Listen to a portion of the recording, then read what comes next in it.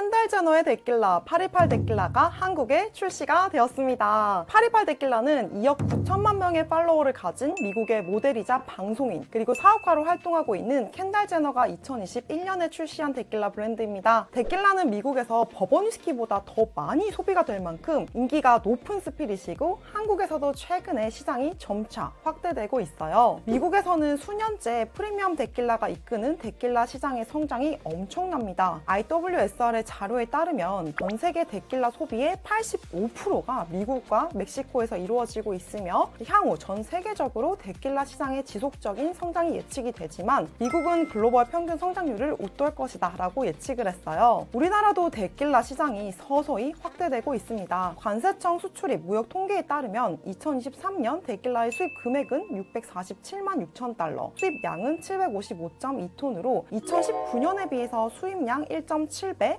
수입 금액 2.6배가 된 것을 확인할 수 있습니다. 이러한 데킬라 성장 트렌드에 맞추어서 막걸리와 백세주로 잘 알려진 국순당에서 828 데킬라를 수입해서 2024년 2월부터 한국에서 선보이게 되었어요. 너무나 궁금했던 데킬라라서 더 빨리 만나기 위해서 지난 2월 26일에 더현대에서 열리는 팝업 행사에 방문했습니다. 행사장에서는 828 데킬라, 블랑코, 레포사도, 안헤오 세 가지를 시음해보고요. 레포사도를 구입해왔어요. 팝업 이벤트로 데킬라 구입했다고 이렇게 티셔츠까지 받아서 입고 오늘 828 데킬라에 대한 이야기 나눠보고 시음기도 공유해볼게요. 켄달 제너는 평소 데킬라를 즐겨 마셔왔다고 해요. 그러나 자신의 세대를 위한 데킬라가 없다라는 아쉬움이 늘 있었다고 합니다. 접근성이 좋고 미적으로 뛰어나고 사회적인 의식이 있고 또 중성적인 느낌의 데킬라가 없다고 생각을 했고 스피릿 시장도 남성 위주라는 것을 깨닫고 직접 데킬라 사업에 뛰어들게 되었습니다. 828 데킬라는 멕시코의 할리스코에 있는 가족 소유 농장과 긴밀히 협력해서 부드럽고 자연 그대로의 맛을 내는 데킬라를 위해서 최상의 재료를 활용해서 만들어지는 데킬라입니다. 켄달 제너가 4년간 수차례에 걸친 테이스팅을 통해서 공들여 준비를 했고 정식 출시 전에 켄달 제너 소유의 브랜드임을 밝히지 않고도 여러 데킬라 블라인드 테이스팅에서 수상을 하며 화려하게 데뷔를 한 데킬라입니다. 828의 뜻은 켄달 제너의 고향 로스앤젤레스 칼라바사스 지역 번호에서 따온 것이에요. 현재 출시된 제품은 4가지로 3주간 숙성한 블랑코, 3달간 숙성한 레포사도, 1년간 숙성한 아네호, 그리고 8년 미만 숙성한 에잇 리저브 제품이 있습니다. 모두 100% 블루 아가베 데킬라이고요. 알코올 도수는 40도입니다. 한국에서 판매되는 가격은 블랑코가 10만원, 레포사도 12만 5천원, 아네오가 19만 5천원, 에잇 리저브가 64만원으로 가격이 좀 만만치는 않습니다. 자, 일단 맛이 궁금하신 분들이 많을 테니까 한번 마셔볼게요. 색은 옅은 레몬빛을 띠고요. 향이 바닐라가 직관적이에요. 바닐라와 카라멜의 향이 진하게 전해집니다. 맛에서도 바닐라가 아가베의 맛을 압도할 정도로 강력한 존재감을 뿜뿜합니다. 약간 솜사탕이나 사탕 같은 맛도 나고요. 바디감은 좀 가벼운 편인 것 같아요. 향과 맛 모두 전반적으로 달콤하고 데킬라 샷 마시고 느끼는 특유의 알코올 쨍한 느낌이 없어요. 부드럽게 넘어가서 부담 없이 즐길 수 있습니다. 이거를 마신다고 켄달 제너 발톱만큼 닮아지지도 않겠지만 이렇게 828 데킬라 보트를 보고 이렇게 옷을 입고 마시니까 핫한 언니의 기운이 느껴져서 기분이 좀 좋아지는 것 같아요. 피니쉬는 짧은 편이고요. 여전히 바닐라가 강력합니다. 팝업 이벤트에서 블랑코, 레포사도, 아네호 3가지를 다 시음해봤을 때 레포사도가 가장 낫다고 생각해서 사오게 됐는데요. 제가 너무 많이 기대를 했던 탓일까요? 아니면 제 데킬라 경험치가 부족해서 그런 걸까요? 가장 낫다고 생각한 레포사도마저도 사실 제 기대에 크게 미치지 못했어요. 블랑코는 풍미가 비어있다? 그러니까 묽다라는 느낌이 들었고 아네호는 후추의 풍미가 너무 강해서 균형을 깨트려가지고 오히려 그 3가지 중에서 가장 별로라는 생각이 개인적으로 들었습니다. 828 데킬라를 마시고 뭔가 낯선 데킬라의 맛이다 라고 느꼈는데 전반적으로 아가베의 풍미가 약해서 그런 것 같다라는 생각이 들었어요. 파리팔 데킬라는 핫한 인물의 핫한 제품인 만큼 출시와 함께 다양한 시선의 비판이 제기가 됐는데요. 크게 세 가지로 추격해 볼 수 있어요. 가장 크게 제기된 문제는 문화적 전유, cultural appropriation입니다. 문화적 전유 혹은 문화적 도용이란 특정 문화 집단이나 인종, 커뮤니티의 문화적 요소를 제대로 된 이해 없이 가져다 사용하는 것이에요. 예전에 코미디 프로그램을 보면 한국인이 흑인 문장을 하고 나와서 개그를 펼치는 것을 흔히 볼 수 있었는데 이러한 행위는 대중문화에서 찾아볼 수 있는 문화적 전유 현상이에요. 데킬라는 멕시코의 전통적이고도 고유한 스피릿이에요. 그런데 818이라는 이름이 멕시코와는 아무런 관련이 없어서 이는 멕시코 문화를 지우려는 것이 아니냐는 반발이 많았어요. 또 초반에는 라벨의 제품명 표기도 스페인어 문법에 어긋나게 사용을 했어요. 데킬라 등급을 표기하는 블랑코 레포사도 아네호는 데킬라라는 단어 뒤에 와야 되는데 순서를 바꾸어서 사용해서 추후 라벨을 대폭 수정한 에피소드도 있었습니다. 그리고 켄달 제너가 아가베 농장에서 멕시코인을 연상하는 복장을 하고 농부들과 데킬라를 마시면서 찍은 광고도 적절하지 않다고 비난을 많이 받았어요. 또한 데킬라에 얼음을 섞어 마시거나 테이스팅 노트를 강하네 와 같은 모호한 표현을 사용해서 켄달 제너가 과연 데킬라에 대한 지식이 충분한가에 대한 의심을 많이 받았어요. 데킬라 사업에 뛰어든 유명인은 켄달 제너만 있는 것이 아닙니다. 조지 클루니의 까사미고스, 드웨인 드락 존슨의 테라마나가 이미 818 데킬라 이전에 큰 성공을 거두고 있었어요.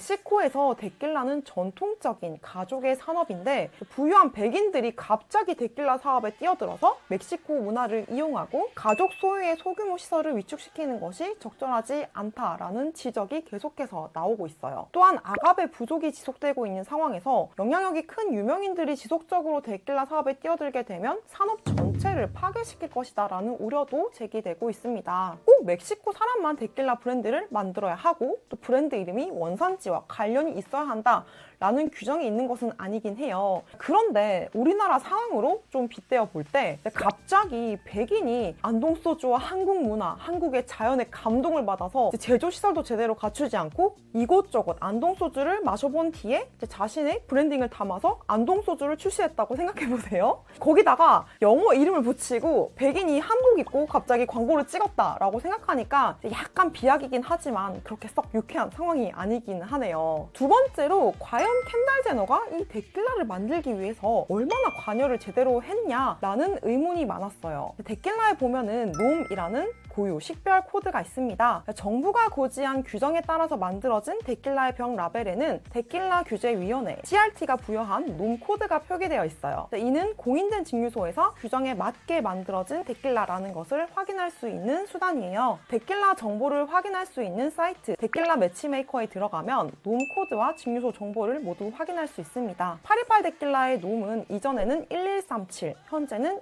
1607인데요. 이 증류소들은 모두 대량의 데킬라를 생산을 하면서 여러 브랜드를 가지고 있는 곳이고 유명인들이 데킬라를 출시하기 위해서 맛을 보러 오는 곳이라고 알려져 있다고 해요. 켄달 제너가 자신의 데킬라를 만들기 위해서 긴 여정을 거쳤다 라는 것에 의혹이 제기되지 않을 수 없습니다. 여러 가지 데킬라를 그냥 트라이 해본 것이지 크리에이티드라고 보기는 어렵지 않냐 라는 의견이 많았어요. 라벨에는 핸즈크래프트, 스몰 배치라고 쓰여 있는데 이조차 신뢰가 가지 않고요. 세 번째로 첨가물에 대한 논란입니다. 데킬라에는 100% 블루 아가베와 믹스토가 있습니다. 믹스토는 블루 아가베가 최소 51% 이상 들어가고 나머지는 색소나 맛을 내기 위한 다른 첨가물이 포함이 돼요. 블루 아가베만 100% 포함된 데킬라는 프로 블루 아가베라고 라벨에 표기가 되어 있습니다. 이 818 데킬라도 100% 블루 아가베 데킬라입니다. 그런데 100% 블루 아가베라도 첨가물이 들어갈 수가 있어요. CRT에서는 스피릿 부피의 1%까지 첨가물을 넣는 것을 허용하고 있어서 데킬라 생산자들은 맛과